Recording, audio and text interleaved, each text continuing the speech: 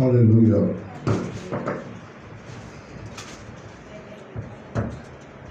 கர்த்தருடைய பரிசுத்த நாமத்துக்கு ஸ்தோத்திரம், துதியும் கனமும் உண்டாவதாக. இந்த நாளிலே நல்ல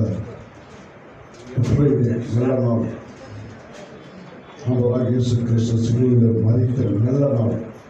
எல்லாம் சொல்லுவாங்க துக்க நாட்கள் சொல்லிட்டு, கிறிஸ்துவாகிய நமக்கு சந்தோஷமான நாள்.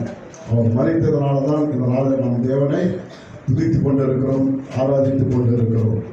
ஆகவே இந்த நாளிலே ஆண்டவராகிய இயேசு கிறிஸ்து மரித்தார், உயிர்த்தெழுந்தார் என்று எல்லா சபைகளிலும் பேசுகிறார்கள்.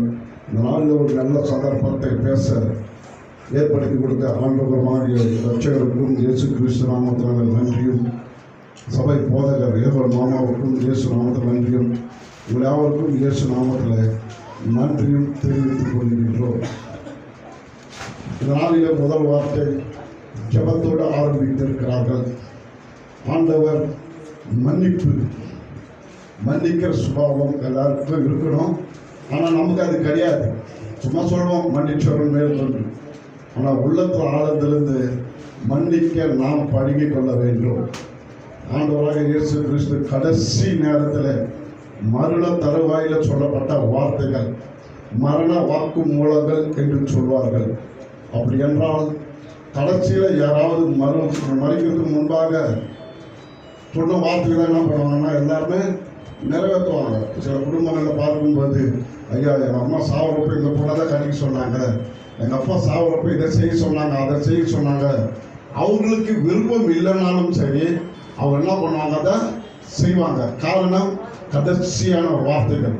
அதே போல தான் ஆண்டவராக இயேசு கிறிஸ்து உலகத்தில் வாழ்ந்த 33 வருடங்களிலே அநேக இடங்களில் அநேக ஊழியம் செய்திருக்கிறார், அநேக வார்த்தைகள் சொல்லியிருக்கிறார்.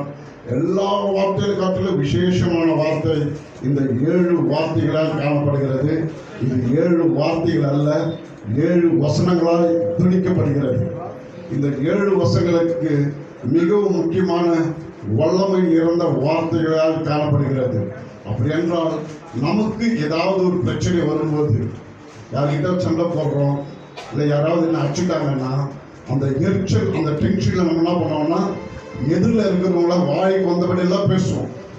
அந்த நேரத்தில் என்ன பேசுவோம், என்ன பண்ணுவோம் என்றது தெரியாது. ஆனால் ஆண்டவராக இருக்கிற இயேசு கிறிஸ்து சரீரத்தில் ஏற்பட்ட எல்லா ரத்தமும் வடிந்தது. இன்னும் சில நிமிடங்களில் மறிக்க போகிறார். எந்த டென்ஷனும் ஆகாதபடி அவர் தாழ்மையாய் 7 வார்த்தை 7 வசனங்கள் உரைத்தார். காரணம், நாம் இந்த உலகத்தில் வாழும்போது எப்படி